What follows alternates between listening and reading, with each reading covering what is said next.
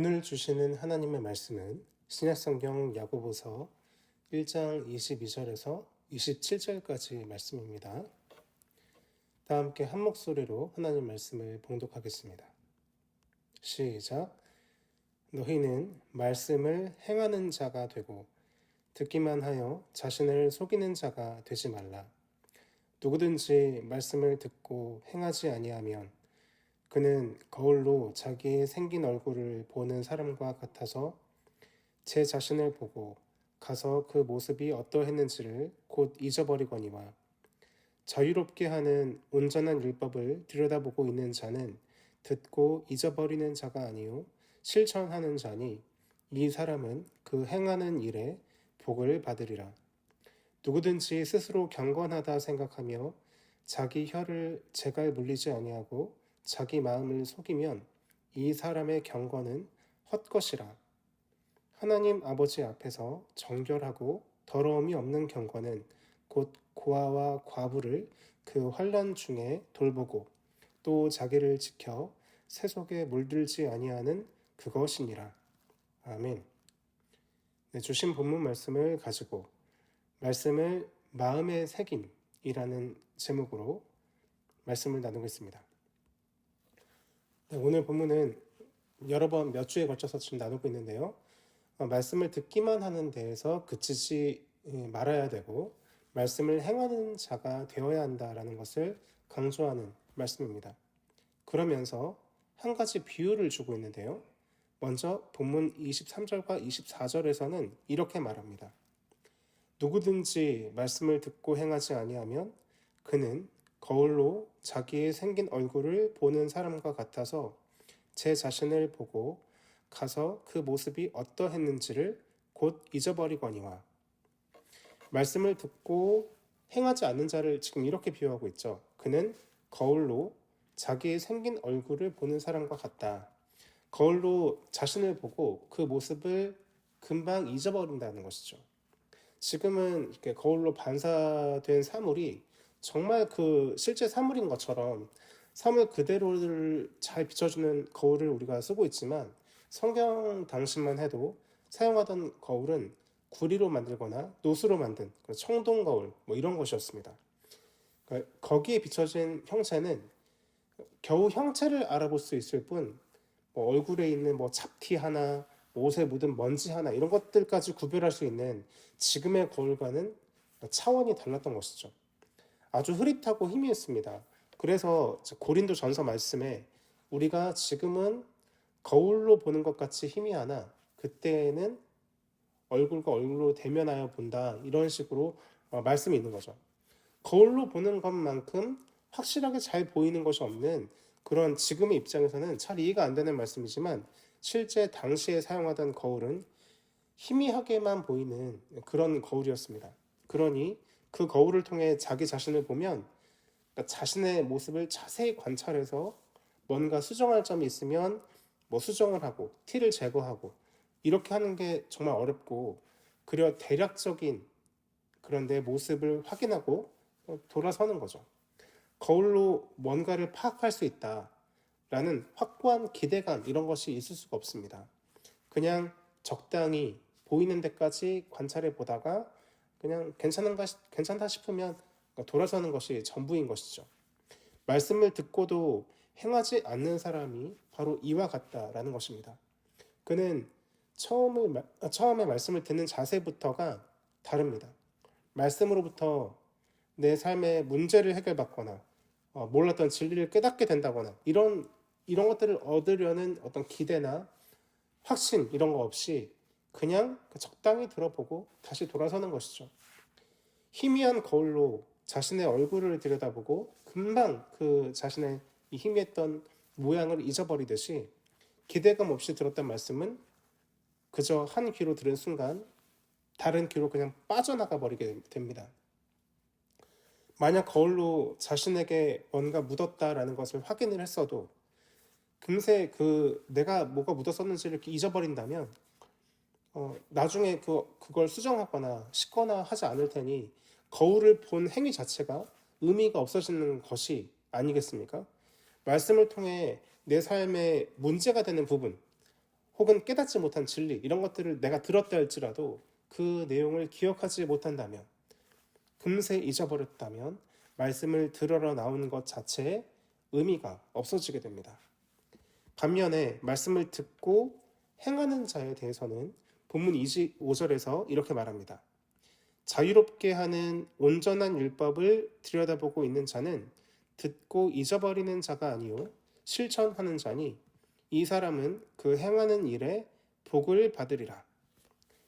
듣고 잊어버리지 않고 실천하는 자는 어떤 사람이냐면 자유롭게 하는 온전한 율법을 들여다보고 있는 사람이라고 합니다. 신약 성경에서는 보통 율법의 용례가 부정적으로 쓰일 때가 많죠. 그래서 뭐 율법적이다, 율법주의자다 이러면 복음을 의지하지 않고 율법을 의지하는 그런 부류로서 그리스도인의 반대편에 해당을 하잖아요. 그런데 지금 방금 읽은 본문에서 말하는 율법은 그런 부정적인 의미가 아니에요. 그냥 율법이라고 하지 않고 자유롭게 하는 온전한 율법이라고 하지 않습니까? 사람을 자유롭게 한다라고 하는데 성경에서 사람을 자유롭게 하는 것은 딱 한 가지입니다. 요한복음 8장 32절 말씀에서 이렇게 말하죠. 진리를 알자니 진리가 너희를 자유롭게 하리라. 아멘. 진리가 우리를 자유롭게 한다고 말합니다. 우리를 자유하게 하는 것은 진리죠. 같은 맥락에서 로마서 8장 2절 말씀에서 이렇게 말을 하는데요. 이는 그리스도 예수 안에 있는 생명의 성령의 법이 죄와 사망의 법에서 너를 해방하였습니다. 그리스도 예수 안에 있는 생명의 성령의 법이 우리를 해방한다. 해방시킨다는 것은 우리를 얽어매고 묶었던 것에서 자유하게 된다는 것이죠. 진리가 생명의 성령의 법이 우리를 자유하게 합니다. 여기서 말하는 율법은 곧 그리스도의 십자가의 피로 이루신 구원으로 말미암은 복음 진리, 진리의 말씀을 의미하는 것입니다. 그 진리를 들여다보는 자라고 지금 본문이 표현했습니다. 여기서 들여다본다라는 원어 단어는 몸을 이렇게 굽혀서 어떤 사물을 가장 알맞게, 가장 잘 관찰할 수 있는 그런 각도에서 주의 깊게 살핀다라는 의미를 가진 단어가 이 들여다보다라는 말로 번역이 됐습니다. 희미한 거울을 보듯이 힐끗 한번 보고 그렇게 지나가는 것이 아닌 자세히 관찰하는 것이죠. 이 동일한 단어가 부활하신 예수님의 빈 무덤을 들여다봤던 베드로의 행위에서 쓰였습니다. 예수님께서 장사되었던 무덤이 비었으니 얼마나 자세히 무덤을 살폈겠습니까? 무덤이 왜 비었을까? 예수님의 시신은 도대체 어디에 갔을까? 도대체 무슨 일이 벌어졌던 걸까? 상고하면서 무덤을 관찰하지 않았겠습니까? 그 동일한 단어가 이 본문에 쓰인 것이죠. 말씀을 듣고 행하는 자는 바로 이렇게 말씀을 관찰하고 상고하는 태도로 말씀을 바라보는 자라는 것입니다. 여기에서 중요한 대목이 나오는데요. 자유롭게 하는 온전한 율법을 들여다보고 있는 자는 듣고 잊어버리는 자가 아니요 실천하는 자라고 합니다. 순서를 조금 바꿔서 달리 말하자면 말씀을 듣고 실천하는 사람은 듣고 잊어버리는 자가 아니라는 것이죠.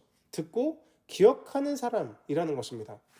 말씀을 듣고 들은 말씀을 실천하기 위해서는 말씀이 우리의 기억 속에 있어야 합니다. 잊어버린 것을 실천한다는 것은 불가능합니다. 회사에서 내 상사가 나한테 지시한 업무가 있는데 그 지시사항을 내가 잊어버렸다면 당연히 이행할 수가 없을 것입니다. 나중에 기억이 이거 시켰지 이렇게 나야지만 실천할 수가 있죠. 그래서 들은 바 말씀을 우리의 마음에 새길 수 있어야 합니다. 하나님께서 하박국 선지자에게 주신 말씀에 이런 말씀이 있습니다. 2장 2절인데요. 하박국 2장 2절. 여호와께서 내게 대답하여 이르시되 너는 이 묵시를 기록하여 판에 명백히 새기되 달려가면서도 읽을 수 있게 하라. 아멘. 하나님께서 들려주신 말씀을 마음판에 새겨서 내가 달려가면서도 내가 바쁘게 다름질하는 내 삶의 상황 속에서도 읽을 수 있을 정도로 기억해야 합니다. 그래야 말씀을 실천할 수 있다는 것입니다. 사람이 어떤 내용을 기억하기 위해서는 수없이 반복해서 그 내용을 대해야 합니다. 사람은 망각의 동물이기 때문에 정말 마음을 먹고 뭐 영어 단어든 뭐든 어떤 내용을 내가 암기하려고 해도 10개를 외웠다면 그 중에 6개, 7개는 그 다음 날이 되면 잊게 된다라고 합니다. 그래서 정말 내가 외우겠다, 암기하겠다라는 마음을 먹고 보고 또 그 내용을 자주 봐야만, 한 번 보고 넘어가지 않고 자주 봐야만 내가 그 다음날 잊어버렸던 내용이 또 다시 들어오고 또 다시 들어오고 해서 기억할 수 있게 되는 것이죠. 우리가 매일매일 하나님의 말씀을 대하도록 권면받는 이유가 바로 여기에 있습니다. 들었던 말씀, 나한테 들려진 말씀이 내 마음에 기억되어서 삶의 실천으로 나타나기 위해서는 그만큼 결단하고 내가 이 말씀을 기억해야지, 외워야지, 말씀을 그렇게 결단해서 대해야 하고 또 반복해서 말씀을 읽어야 한다는 것입니다. 이렇게 말씀을 기억하는 것이 중요한 이유는 이 말씀이 인격적인 하나님의 말씀이기 때문입니다. 군대에서는 상관에 나한테 명령을 내린 것을 내가 기억하기 위해서 복명복창이라는 것을 합니다. 내가 방금 상관에게 지시받은 명령받은 내용을 그대로 한번 복창하는 거예요. 다시 한번 말하는 거죠. 그렇게 하는 이유는 상관이 나한테 내린 명령을 내가 정확하게 이해했는지 그리고 내가 기억하고 있는지를 그 상관한테 나타내기 위해서입니다. 만약 군대 사단장이나 뭐 육군 참모총장 같은 그런 높은 사람이 나한테 지시한 내용을 내가 기억하지 못한다라고 한다면 어떤 일이 벌어지겠습니까? 기억하지 못했으니 지시받은 내용을 내가 이행하지 못할 것이고 군대에서의 상관에 나한테 내린 지시 불이행은 곧 명령 불복종이고 명령 불복종은 곧 처벌 대상입니다. 심하면 징역 10년 이상의 처벌을 받을 수 있습니다. 우리가 받은 하나님의 말씀은 이 세상 어떤 상관보다 더 높으신 하나님께서 주신 말씀입니다. 어떻게 그렇게 쉽게 잊어버리고 순종하지 않으려는 생각을 품으면서 이 말씀을 대할 수가 있겠습니까? 우리가 말씀을 듣고 기억을 못해도 어쩌다 보니까 그 말씀의 내용을 이행할 수도 있을 것입니다. 예를 들어서 집에서 엄마가 어린애가 엄마가 이제 너 집에 문이 열려 있던데 이따가 문 닫어 이런 식으로 명령을 했어요. 그런데 엄마가 한 말씀을 전혀 기억을 못하고 있다가 나중에 집이 추운 거예요. 혼자 있으니까 집이 추워서 엄마의 말씀에 순종하려고 한 게 아니라 그냥 집이 추워서 내가 문을 닫은 거죠. 그러면 어찌 되었든 말씀에 순종한 결과가 되는 거잖아요. 그렇죠? 그러니까 문을 닫으라는 그 사항은 이행이 된 거죠. 근데 하나님께 대해서는 그것이 정당한 순종으로 인정받지 못합니다.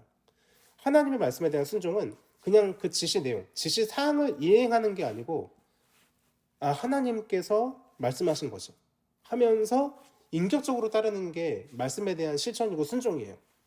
그러니까 결과가 어찌 되었든 지시사항을 한 거니까 이게 실천이고 순종이다. 이게 안 된다는 거죠. 그러니 하나님께서 베푸신 말씀, 나에게 이것을 행하라라고 하신 말씀을 우리가 마음에 새겨서 인격적으로 순종하는 것이 매우 중요하다라는 것입니다. 바라기는 우리에게 들려주시는 이 하나님의 말씀을 아주 엄중한 마음으로 받아들이고 마음에 새겨 항상 기억하며 그 말씀에 순종하는 참된 말씀의 사람으로 서는 저와 여러분들이 되시기를 예수님의 이름으로 간절히 축원드립니다. 함께 기도하겠습니다. 살아계신 하나님 아버지 감사합니다. 하나님을 믿는다고 고백하면서도 참 말씀 앞에 연약한 그런 저희들의 모습을 고백하게 됩니다. 말씀을 들을 때 예배의 자리나 혹은 말씀을 읽는 자리, 이런 자리 가운데서 우리가 전적으로 말씀에 순종하고 그 들은 말씀을 내 마음에 새기고자 하는 그런 열렬한 의지를 가지고 말씀을 대하지 않고 적당히 거울을 보듯 희미한 거울을 보고 잊어버리듯 말씀을 대하는 그런 저희들의 삶의 태도가 있지 않았는지를 주 앞에 고백합니다. 하나님, 그 어떤 상관보다 더 높으신 하나님께서 우리에게 말씀하신 내용을 어찌 그렇게 쉽게 잊어버려서 우리가 어떻게 의로운 사람으로 하나님의 사랑을 받으며 살 수가 있겠습니까? 주님, 저희를 불쌍히 여겨주시고 하나님의 말씀 앞에 한없이 진지하고 엄중한 태도로 살아갈 수 있도록 역사하여 주시옵소서. 우리에게 들려진 말씀에 우리가 그 말씀을 마음에 새겨 정말 다름질을 하듯 바쁘게 쫓겨다니는 삶의 상황 속에서도 그 말씀을 마음판에 새겨진 말씀을 읽을 수 있는, 그래서 그 말씀에 순종할 수 있는, 그 말씀을 실천할 수 있는, 그래서 하나님께서 우리에게 행하라고 하신 말씀을 이행하여 하나님을 기쁘시게 하는 그런 주의 백성들이 다 될 수 있도록 주님께서 역사하여 주시옵소서. 가정 예배로 이 수요 예배를 드리고 있습니다. 하나님, 말씀 앞에 하나 되는 가정이 될 수 있도록 인도하여 주시옵소서. 함께 삶의 경제적이고 또 인간적인 내용들로만, 세속적인 내용들로만 나누는 것이 아니라 말씀으로 함께 교제하는 그런 가정 될 수 있도록 인도하시고, 가족 구성원들 가운데 믿음이 없는 가족 구성원이 있다면 하나님께서 변화시키시고, 또 간절히 소원하는 저희들의 기도를 들으셔서 회심의 역사가 나타날 수 있도록 은혜를 베풀어 주옵소서. 하나님 아버지, 우리 가락 성산 공동체가 주님께서 맡기신 귀한 사명 받들어 하나님을 영화롭게 하고 또 우리가 맡은 이 지역, 이 사회를 섬길 수 있는 그런 빛과 소금 역할을 감당하는 교회가 되게 하여 주시옵소서. 하나님의 은혜 가운데, 믿음 가운데 자라갈 수 있도록 도와주시고, 또한 하늘 소망, 천국 소망으로 다름질하는 저희 모두가 되게 하여 주시옵소서. 항상 주님의 말씀을 받들어 섬기며 하나님을 기쁘시게 하고자 하는 우리 성도들의 삶 가운데 하나님께서 신실하게 역사하셔서 하나님의 돌보시고 인도하시고 보호하시는 손길을 날마다 넉넉하게 경험할 수 있도록, 그래서 어둡고 힘든 이 세상을 이기며 주의 도우심으로 저희들의 모두가 평안하게 살 수 있도록 은혜를 베풀어 주시옵소서. 이 모든 말씀 우리 주 예수님의 이름으로 기도드립니다. 아멘.